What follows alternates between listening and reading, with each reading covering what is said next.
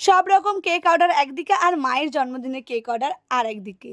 তো এই অর্ডারটা দিয়েছিল আমাকে অনন্যাদি, তার মায়ের জন্মদিনের জন্য। হাফ পাউন্ডের ছিল কেকটা। তোমরা অনেকেই হয়তো ভাববে হাফ পাউন্ড অনেক বড় হয়, কিন্তু না, 1 পাউন্ডের হাফ হয় হাফ পাউন্ড। কথাতেই আছে হাফ পাউন্ড। এটার ওজন 300 গ্রামের মধ্যে হয়, মানে উচিত তো 250 গ্রামের মধ্যে হওয়া, কিন্তু আমার 300 গ্রামের মধ্যে হয়ে যায়। এখানে আমি তোমাদের হাইটটাও দেখিয়ে দিলাম। এটা কিন্তু 1 পাউন্ডের বোর্ডের ওপর, তো বেশ কিউট মতো ছোট্ট মতো কেক। তো তারপরে বানিয়েছিলাম এই কেকটা। তার আগে তোমরা যারা আমায় চেনো না, আমি হলাম প্রিয়াঙ্কা। আমি বাসায় বাকুলিয়া থেকে ছোট্ট একটি হোম বেকারি চালাই।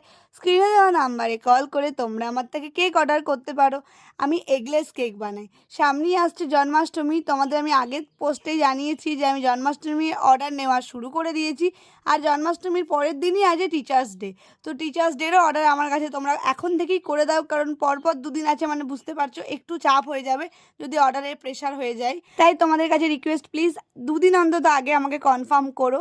আর তোমরা অনেকেই ভাবো হয়তো আমি ডিম দেওয়া কেক বানাই, তারপরে আবার কি করে জন্মাষ্টমীর অর্ডার নেবো। আসলে না, আমি সারা বছরই এগলেস কেকই বানাই। কোনো রকম ডিম আমি আজ পর্যন্ত কেকে ব্যবহার করিনি।